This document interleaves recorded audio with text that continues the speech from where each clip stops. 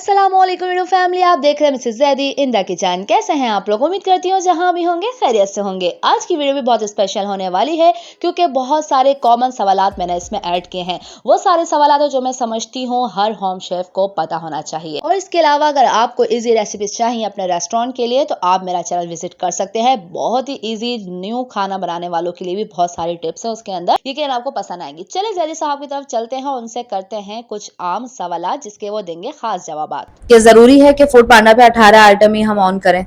जी, ये उनके रजिस्ट्रेशन के लिए एक स्टेप उनका लाज़मी है और ये इस वजह से है कि कोई किसी भी आप रेस्टोरेंट पे जाते हैं या किसी मिठाई वाले की दुकान पर जाएँ और उस तरफ गुलाब जामुन रख कर बैठा हो, तो आप बोलेंगे यार तुमने मिठाई की दुकान खोली हुई है, तुम्हारे पास बर्फ़ी नहीं है, तुम्हारे पास बालूशाही नहीं है, तुम्हारे पास कोई दूसरा आइटम ही नहीं है। तो इस वजह से 18 आइटम का जो उन्होंने एक वजह दी है वो किसी रेस्टोरेंट को पूरा करने के लिए दी है। अच्छा, 18 आइटम के अंदर ऐसा नहीं है कि आप ये सोचें कि जी कोरमा, बिरयानी, पुलाव, जर्दा, खीर, दाल चावल, इतने सारे ये वाली चीज़ें, या चाइनीज़ के अंदर आप चले जाएँ, स्पेगेटी या नूडल्स या फ्राइड राइस या किस तरह के 18 आइटम करने हैं आपने, नहीं, ऐसा नहीं है।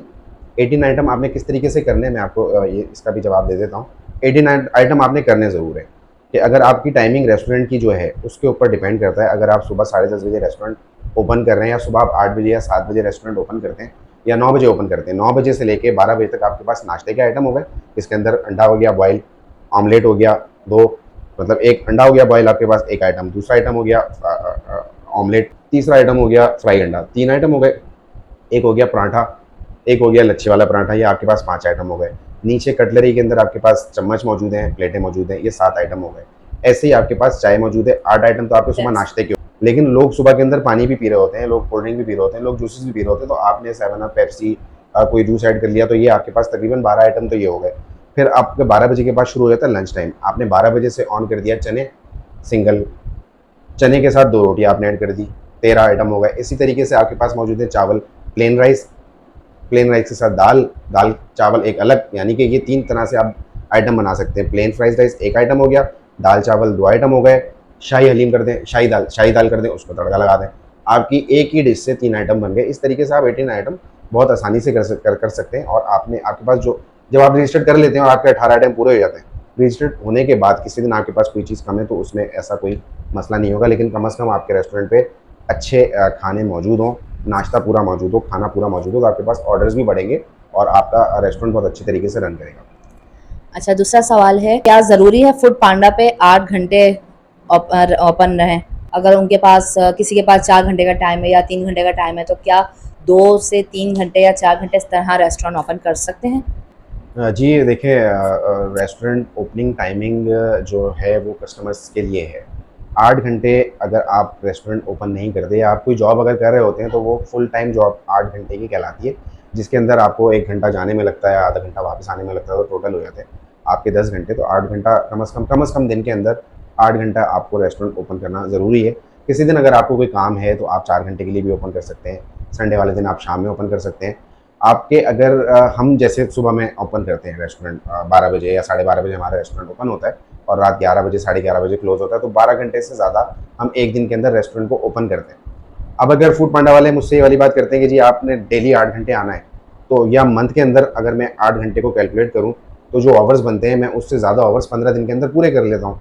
जब मैं 8 घंटे से ज़्यादा 15 दिन के अंदर ही काम कर चुका, तो मैं आगे इस चीज़ का एडवांटेज ले लेता हूँ कि किसी दिन मैंने 2 घंटे खोल लिया, किसी दिन हमने 5 घंटे खोल लिया, किसी दिन हमने एक एक्स्ट्रा ऑफ कर लिया, या हम ज़्यादा टाइम करके 12 घंटे करके संडे को ऑफ कर लेते हैं।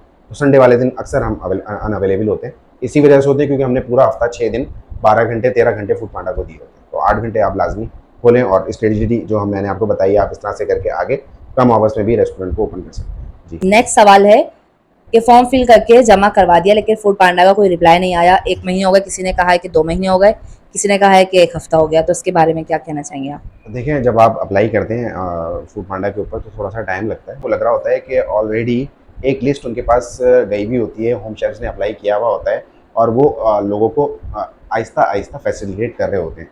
लेकिन आपको उनका जवाब ज़रूर आएगा। अगर आपको फूड पांडा ने अभी तक रिप्लाई नहीं करा अप्लाई करने के बाद, तो आप कमेंट में जाके अपना सिटी, अपने रेस्टोरेंट का नाम जिस नाम से आपने अप्लाई किया है और अपना एरिया मेंशन करें, और मैं उसमें कोई हेल्प कर सका तो मैं आपकी ज़रूर हेल्प करूँगा।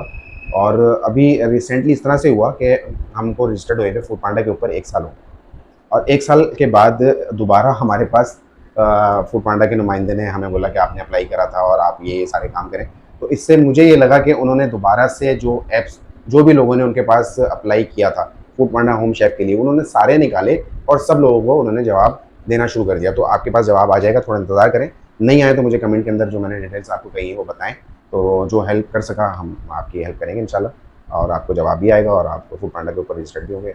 तो आज काफ़ी सारे सवालों के जवाब दे दिए, और मुझे उम्मीद है कि ये जब हम सवालों के जवाब दे रहे हैं तो इस वीडियोस के ऊपर आपको सवाल करने के अंदर भी आसानी हुई कि यार मेरा सवाल तो ये था, जवाब ऐसा नहीं आया। तो आप खुलकर सवाल करें, जितना डीप में जाके आप सवाल करेंगे उतना डीप के अंदर मैं आपको समझाने की कोशिश करूँगा। आज के लिए Mrs Zaidi in the kitchen के ऊपर ज़ैदी साहब को इजाज़त दें। इसी के साथ बस हमें इजाज़त दें, और चैनल को लाइक करना, सब्सक्राइब करना हरगिज़ नहीं भूलिएगा, कमेंट ज़रूर कीजिएगा, हमारी वीडियो को शेयर कीजिएगा।